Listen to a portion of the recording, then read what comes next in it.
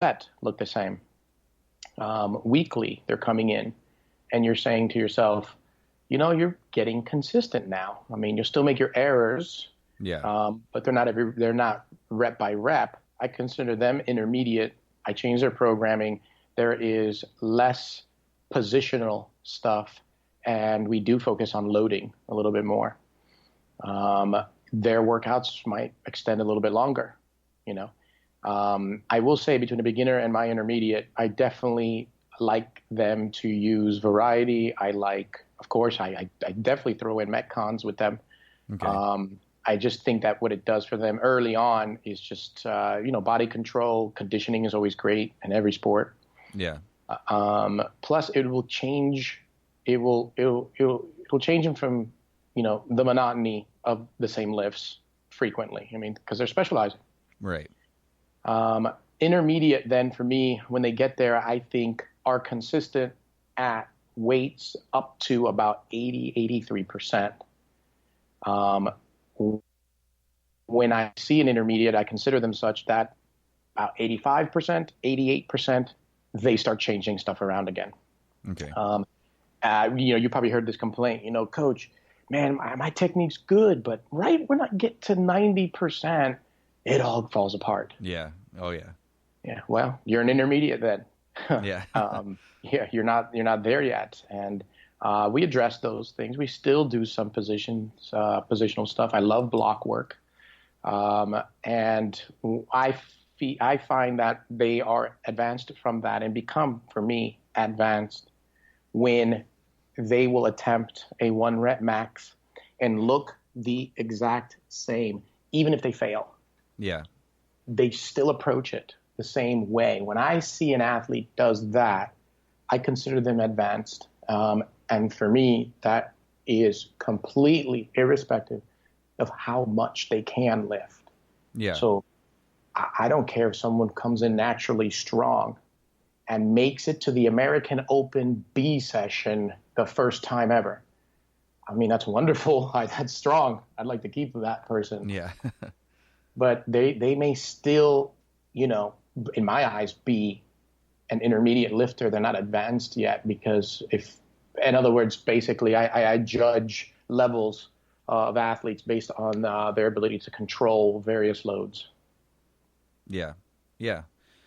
So now, kind of within that, how do you approach, I guess, microcycle or planning or like exercise selection or, because in my mind, if I'm watching somebody lift and I'm like, okay, they consistently let the bar swing way out, when they're like during the third pull or they're consistently not getting their knees back or whatever, if I can see that, I'm like, okay, so we need to start doing exercises that target that and that are going to simplify it and correct that. Or I'm like racking my brain. I'm like, okay, what could we segment to fix this problem, that problem?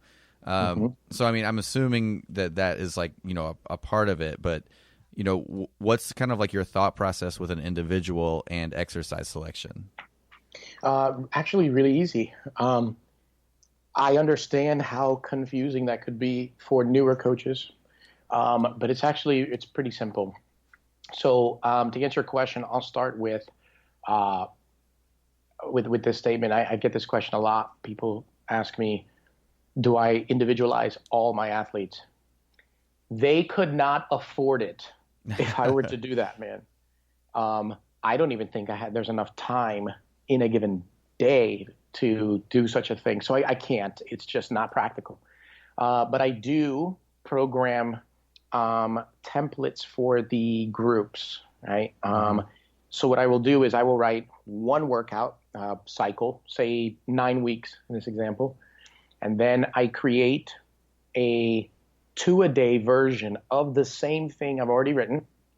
Now I have 2 versions, and the reason why I do a 2-a-day is I do have a few people that have the schedule to allow it. I will even allow a beginner to train twice a day if they possibly can. That does not mean I am going hardcore. Right. I'm just utilizing the frequency to get to things we need to get done. You know what I mean? A lot of it is pretty low intensity, honestly. If someone is that new, but just capable of physically being here twice a day. And even then, it's not every day. So now I got two versions. I create a master's level version of the exact same thing, which is a day less. And one of the days is committed to just a strength component with minimal technique or technical movements. Now that's three versions. And then my fourth and final version is a beginner's, where I take the exact same thing and I just back off some load and add more positions. So I have four versions of every cycle that I write, and when the day arrives, I will just distribute to the appropriate group. Okay. Now, that is pretty much how I handle what I now have. Oli Concepts has 124 clients. Oh, wow. Yeah, all weightlifting. There are a few that do consult with me, in Metcons and CrossFit, because that's really their primary goal. Cool with me. I've been in CrossFit long enough. I'm comfortable writing Metcons. I by no means have ever produced a games competitor, but I enjoy it, and some people trust me enough. So not all 124 are athletes and competitors. About 35 clients are just average people who love to do it for themselves. Mm-hmm. And they'll never compete. I actually treat them and program them similarly because it's still beneficial, right? Right. But once I have the groups and they have all of those different templates, to answer your question, then I walk around, and when I see that they need certain aspects addressed, I will sit with them. Either a formal meeting or just sit next to their platform and say, write this down.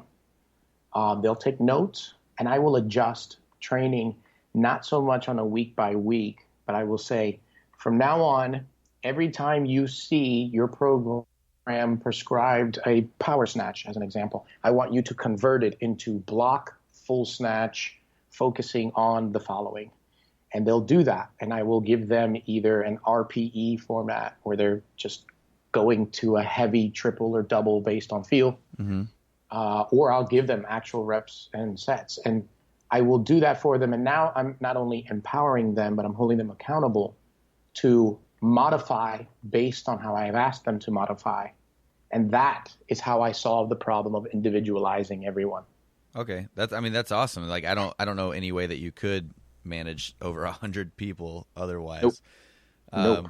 Which it's, our gym started out with, just a handful of weightlifters, and, we've quickly grown to where we have almost 30 weightlifters now. And, I've kind of I've done individualized programming for everyone, but now it's kind of getting more towards, I'm still giving people their individualized programs, but we've got these like 6 or 7 people that they're all going to do this one meet in, 8 weeks. We've got, this girl is, getting ready for the American Open, like whatever. So there's definitely like, or these people, they all kind of come in and train together. So we've got like different sections of programming that are basically the same, but, this person, they're not really quite as strong as they should be. So their volume on squats might be a little higher and their lift volume might be a little bit lower right now or whatever. Right. But, it's similar, but I think mine seems a little bit more time consuming. I mean, granted, it's 30 people versus over 100. Yeah. So, that's really cool. I've never really thought of it in that way. Yeah, it's tough. It's very, very tough. Luckily we can get away and you can be very successful with templating. It's not templating 120 something people. It's templating groups that need that, and it works for them. Yeah. And then bringing the focus in, through training. Yeah. And luckily, there's an online software that I use, which helps me communicate with everyone faster. And so, in my example a minute ago, I said, hey, I wrote a 9-week cycle. There's 4 versions of it. Everyone grab what belongs to you. Great. They know it. That 9 weeks is usually a competition. Mm-hmm. And if it's a general client, non-competitor, they still follow it and taper and peak and deload because their body will need it just like everyone else's. Yeah. If those want to compete, they'll compete. Those who choose not to and skip it, they skip it and just cycle with everyone else. And in the rare occasion where I've got several who choose halfway through the cycle to do a competition sooner, maybe they need it for a qualifier, I will make those adjustments, and that's really easy, using the software online.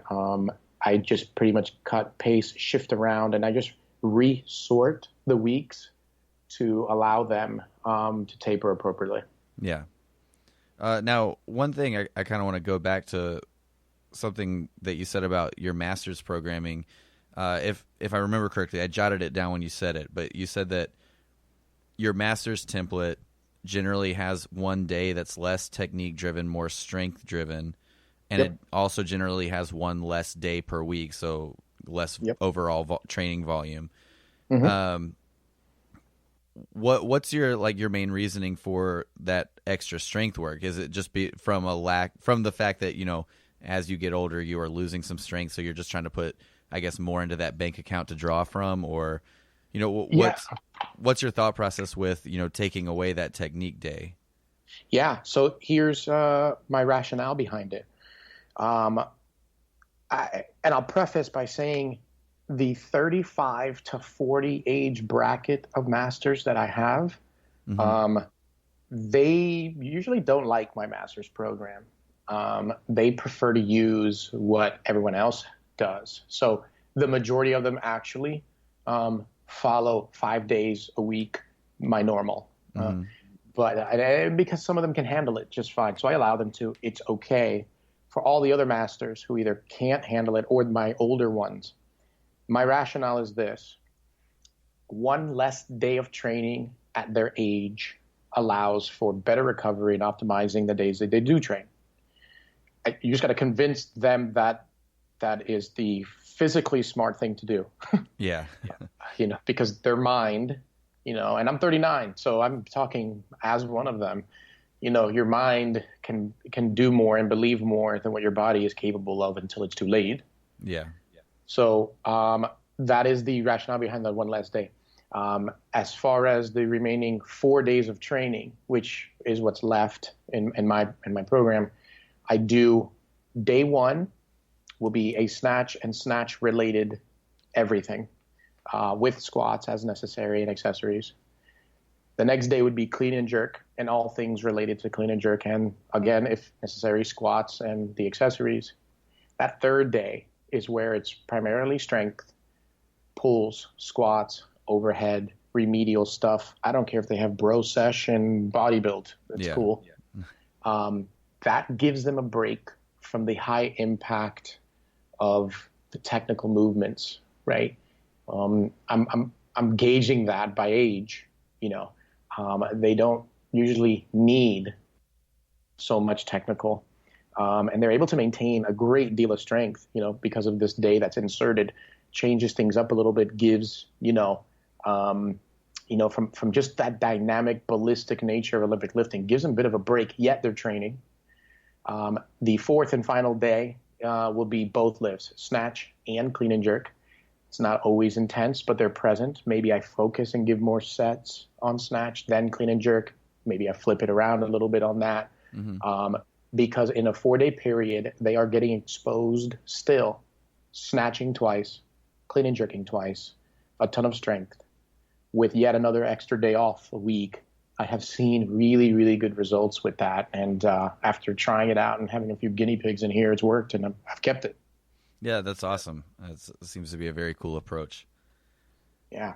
Now, I guess broadening the spectrum a little bit, what is your philosophy on coaching, whether for you personally or as like a broad sense? What do you think the roles of a coach should be? Man, that's a tough one. And I have yet to find a concise summary on my philosophy. And I say that only because it's a question that is multi-layered, Are we talking philosophy on programming, philosophy on relationships with the athletes, philosophy on, competition decisions and things like that? Gosh, there's so many aspects to it. But if I had to encompass all in one, I would probably say my philosophy is that the athletes come first. We are here for the athletes.